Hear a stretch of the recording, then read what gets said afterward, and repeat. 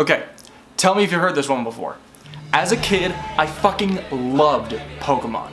First as an anime, and eventually a game. To me, the entirety of Gen 5 remains the best in the series, and both Emerald and Platinum are tied for the best third version in my opinion. I also love the various spin-offs. Ranger, Mystery Dungeon, Gale of Darkness, Coliseum all have very fond memories for me.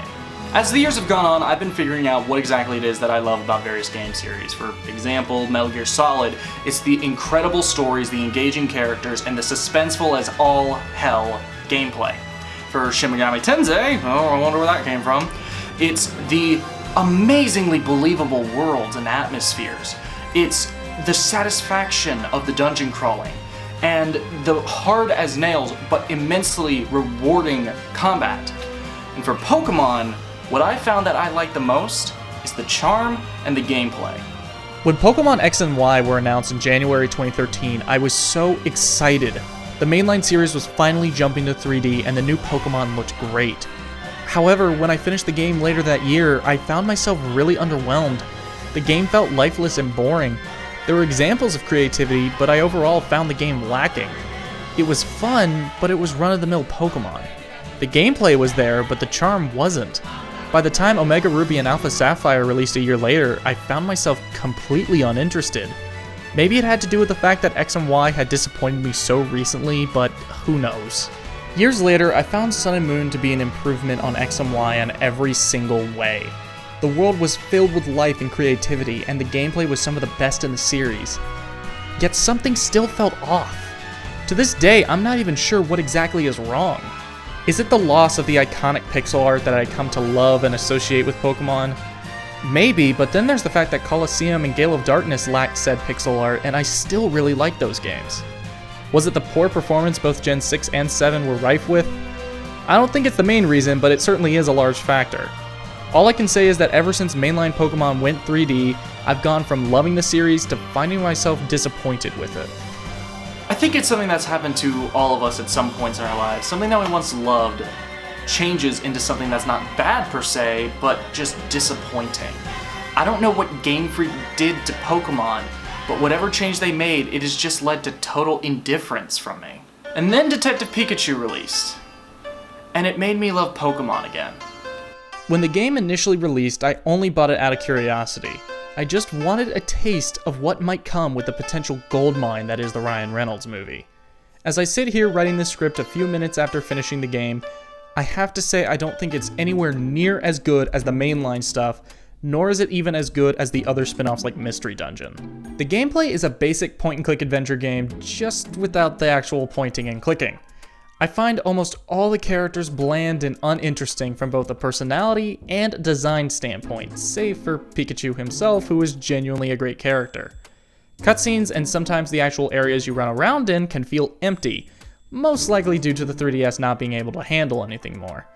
This actually broke my immersion in the later chapters as the story tells you the place is packed when it clearly isn't.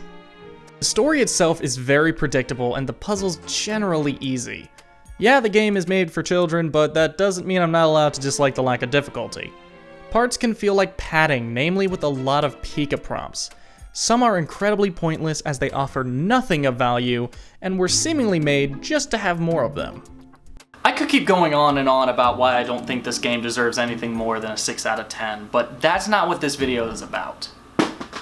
Much like my feelings on the series since 2013, I can't really go into depth as to what it is Detective Pikachu does that makes me feel the way I do. All I can really do is touch upon the things that I love about the game that I haven't seen in a Pokemon game before, or something that I haven't seen in a Pokemon game in years. One of the reasons Black and White are my favorite games in the series is because they're the only games to have had such a major focus on the story. The story dealt with things like animal abuse and the relationship between a trainer and its Pokemon. It was the first time Pokemon truly tackled a subject the series has been accused of supporting since its inception. Plus, it was the first time the climax of the game felt truly epic and meaningful. Of course, I don't expect every game following Black and White to have a story just as good, but I didn't expect Detective Pikachu to be anything more than a dumb fun romp. While the story of Detective Pikachu is fairly predictable, it's amazing to me just how good it is. The conflict feels real, leading to me getting genuinely hyped near the end. While the mysteries throughout the game are obvious, the cutscenes never stopped being fun to watch.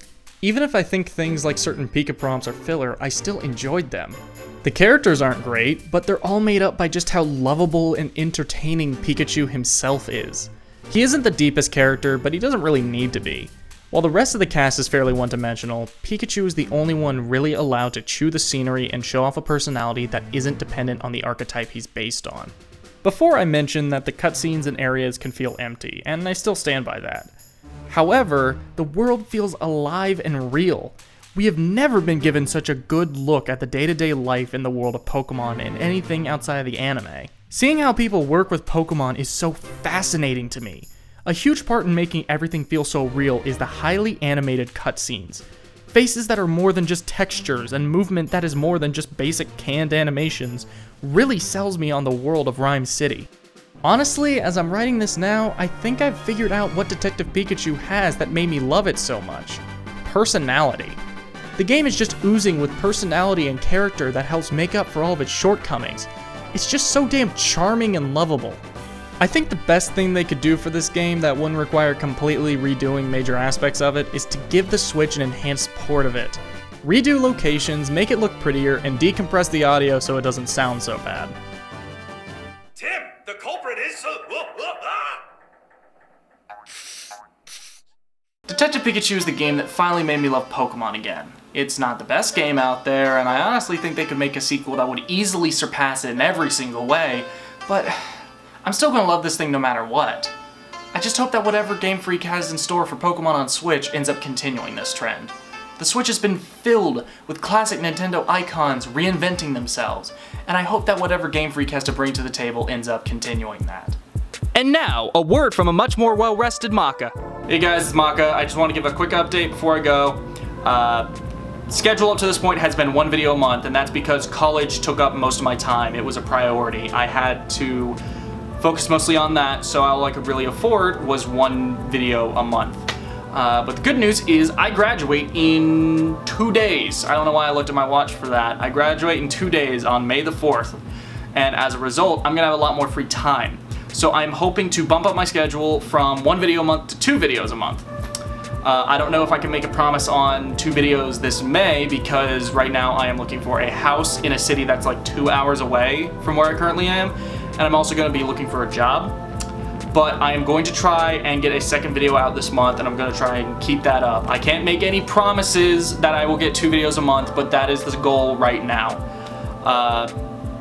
Right now the plan for the hopefully May video, the second video for this May, is a Smash Brothers predictions video. It's going to not simply just be like, oh, what new characters I want, but it's going to be kind of just in general predictions, because I feel like people can go overboard with predictions, especially like newcomers. They'll want absolutely like crazy shit, and I love speculation, but I don't like to get that far in. But I'm gonna do my own little predictions video, as well as just kind of what I want, but I'm gonna keep it all grounded.